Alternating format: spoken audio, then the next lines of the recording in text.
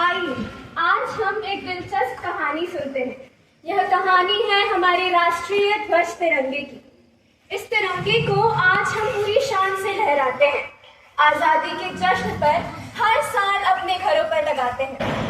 लेकिन इस तिरंगे का जन्म कब हुआ, कैसे यह हमारा राष्ट्रीय ध्वज बना, इसे जानने के लिए आइए पलटते हैं इतिहास के पन्नों को और चलते हैं लगभग 100 साल पहले। 1904 में सिस्टर निवेदिता ने भारत का पहला राष्ट्रीय ध्वज बनाया था।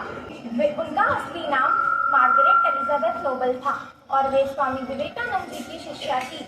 उनके द्वारा बनाए गए ध्वज में लाल और पीला रंग था, जो क्रमशः स्वतंत्रता और विजय का प्रतीक था।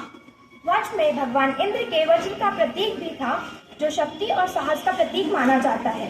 इसके अलावा ध्वज पर बंगाली में वंदे मातरम लिखा हुआ था, जो भारत की सांस्कृतिक और राष्ट्रीय भावना को दर्शाता है। 1906 में ही राष्ट्रीय ध्वज के संस्करण में 3 रंग शामिल थे और उसके केंद्र में वंदे मातरम अंकित था। 1906 में ही राष्ट्रीय ध्वज में संशोधन किया गया।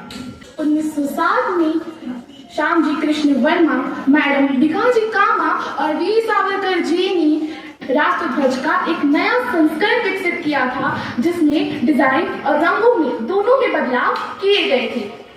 1917 में श्रीमती एनी बेसेंट एवं बाल गंगाधर तिलक जी के द्वारा घरेलू शासन आंदोलन में ध्वज फहराया गया था।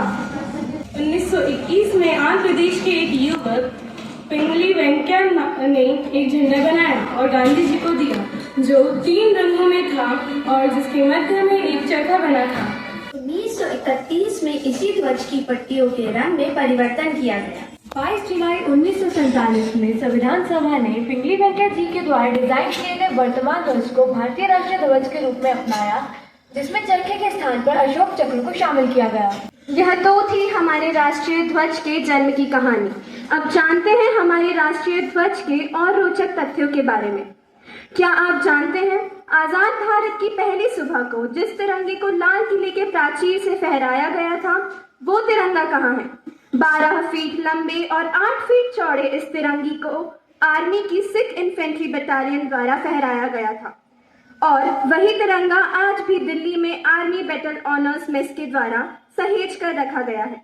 1953 में माउंट एवरेस्ट की चोटी पर पहुंचने के बाद तेंजिंग राष्ट्र ध्वज को फहराने वाले पहले व्यक्ति बने। क्या आप जानते हैं, स्वतंत्रता दिवस पर प्रधानमंत्री राष्ट्रीय ध्वज को फहराते हैं, जबकि गणतंत्र दिवस पर राष्ट्रपति इसे फहराते हैं।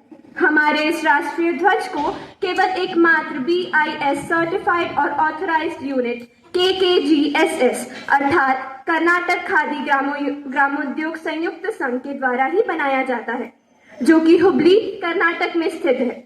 यह ध्वज बनाने का कार्य केवल महिलाओं द्वारा ही किया जाता है। भारत में पहला तिरंगा 7 अगस्त 1906 को पारसी बागान स्क्वायर से फहराया गया था, जिसको सचिंद्र प्रसाद बोस और सुकुमार मित्रा द्वारा डिजाइन किया गया था। हमारे गौरव तिरंगे की गाथा यहीं समाप्त नहीं होती है, बल्कि ऐसे अनेक तथ्य हैं जो गौरवान्वित करते हैं।